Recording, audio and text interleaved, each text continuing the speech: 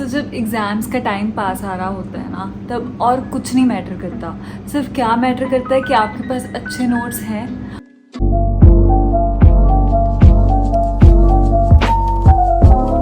और आपको उस टाइम रिग्रेट हो रहा होता है कि काश मैंने क्लास में साथ साथ ही अच्छे से नोट्स बना लिए होते, रनिंग नोट्स ही चाहे, मुझे कुछ होता तो सही मेरे पास रिवाइज़ करने के लिए।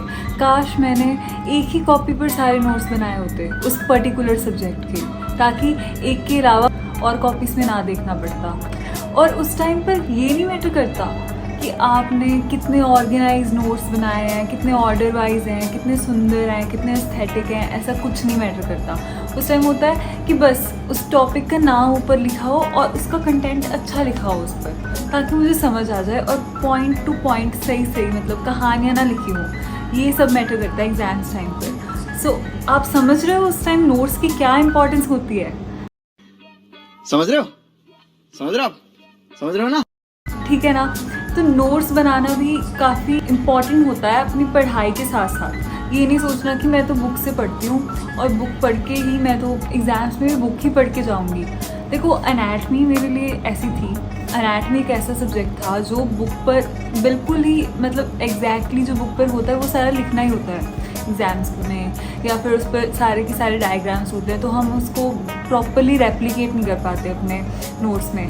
सो एनाटमी की बुक पढ़ना, बुक से सारा करते रहना वो सही है, उसके नोट्स बनाने पर टाइम वेस्ट करने की उतनी ज़रूरत नहीं है, ठीक है। बट फिजियोलॉजी की इतनी बड़ी बुक, बायोकेमिस्ट्री की इतनी बड़ी बुक और पेपर में वो सब नहीं आता।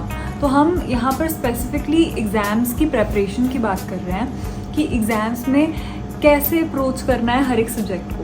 जब हम फिजियोलॉजी और बायोकेमिस्ट्री की बात करें, उनका पेपर भी एक दिन होता है और उस दिन जल्दी जल्दी में सारा रिवाइज़ करना पड़ता है। कई बार हॉलीडेज मिल जाती हैं, एक आधी, एक दो भी मिल सकती हैं, बट वो टाइम कम होता है, उसमें हमें लिमिटेड ही पढ़ना होता है और अच्छे से पढ़ना होता है ताकि हम पेपर में लिख सके जाके, ठीक है।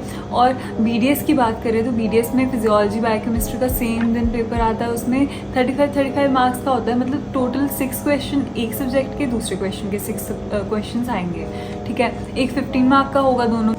तो उसके लिए हमें बहुत ही स्मार्ट वर्क करना पड़ता है हार्ड वर्क की बजाय। और मतलब अगर तो आपके पास बहुत ही टाइम है, पूरा साल पढ़ा है, फिर तो आप नॉलेज लेने के लिए पढ़ो। बट जब लास्ट के 3-4 मंथ रह जाते हैं ना, तब पॉसिबल नहीं हो पाता कि सारा कवर कर लोगे। अगर आप एक चैप्टर को लेके बैठ गए, मतलब उसको 5-6 दिन में ख़त्म कर रहे हो, और फिर बाकी कब करोगे और रिवाइज कब करोगे।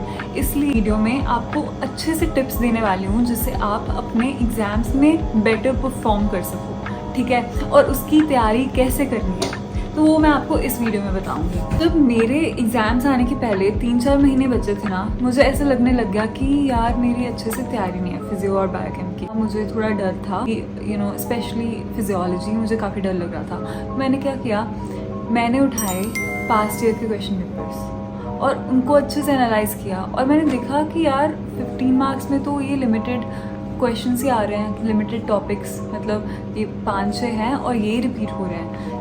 For example cardiac cycle, cardiac output, ठीक है, और क्या रेगुलेशन ऑफ बीपी पर पूरा क्वेश्चन आ रहा है। ऐसे बायोकेमिस्ट्री में यूरिया साइकिल आ रहा है, कोलेस्ट्रॉल बायोसिंथेसिस आ रही है, और कीटोन बॉडीज आ रहा है, HMP शंट, ये सब क्वेश्चंस, ग्लूकोनियोजेनेसिस। तो मुझे लगा कि क्यों ना मैं इनको सबसे पहले कर लूँ। कुछ एक मतलब होंगे, मतलब 8-10 साइकिल्स होंगे, उनमें से कोई ना कोई तो आएगा ही। हमारे टाइम पे सबसे इजी आया ग्लाइकोलिसिस। रिवाइज भी नहीं किया अच्छे से, फिर भी मैंने पेपर में लिख दिया। तो ऐसे आपको साइकिल्स तो बायोकेमिस्ट्री में सारे करने हैं, ठीक है।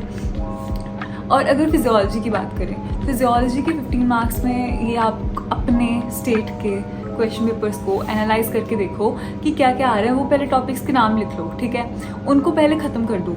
वो मतलब एक टॉपिक एक चैप्टर की तरह ही होता है, ठीक है, वो आपका चैप्टर भी हो जाएगा।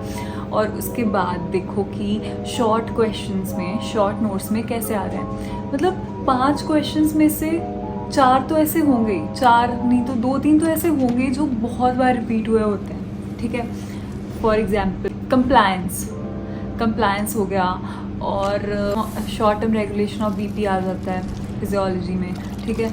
ऐसे बायोकेम की बात करें तो उसमें अमाइनो एसिड्स कोई आ जाता है, मतलब लाइसिन के बारे में बताओ, सिस्टीन के बारे में, सिर्फ नोट लिखना है उसके ऊपर, ठीक ठीक है। ऐसे मतलब पहले आपने 15 मार्क्स के क्वेश्चन कर लिए कंप्लीट, उसका शॉर्ट नोट्स जो बहुत ही रिपीट हो रहे हैं बार बार वो कर लो एक बार ख़त्म, ठीक है। उसके बाद जो आपको बचा हुआ लगे कि ये इंपॉर्टेंट बचा है तो आप वो भी उसके साथ ही अपने नोट्स में ऐड कर लो, ठीक है। और ऐसे आपकी ये 3 स्टेप्स हैं, इनसे आपकी तैयारी हो जाएगी। और सिलेबस देखना मत भूलना, मतलब सिलेबस को सबसे पहले देखो कि ये जो चैप्टर है इसमें कौन से टॉपिक हैं सिलेबस में, बस वही करना, ठीक है ना। क्योंकि कई बार होता है ना जो पहले था पेपर में आया हुआ वो सिलेबस हमारे में इस बार क्या पता कट हो जाए, तो वो भी ध्यान से एक बार देख लेना, ठीक है। सिलेबस अपने साथ रख के पढ़ो, सिलेबस देखो, क्वेश्चन को एनालाइज करो, फिर उनको नोट्स में लिख लो, ठीक है। बार बार फिर उसको रिवाइज करो। और पता है इसमें क्या इजी रहता है एक चीज़, कोई ऐसा आपको लग रहा है आपका फ्रेंड जिसकी तैयारी नहीं है, जिसकी तैयारी आपसे भी कम है, अगर आपने वो टॉपिक कर लिया है ना, आप उसको समझा दो, उसके साथ डिस्कस कर लो, उसका भी भला हो जाएगा, आपका भी हो जाएगा, आपका रिवाइज हो जाएगा। So you have to keep in mind these 3 points while you are preparing for physiology and biochemistry. First one is check the syllabus properly. Second one, analyze the past year papers. Third one, write them down on a separate copy and make sure you use one set of notes while revising. Good luck for your exams. See you in the next one.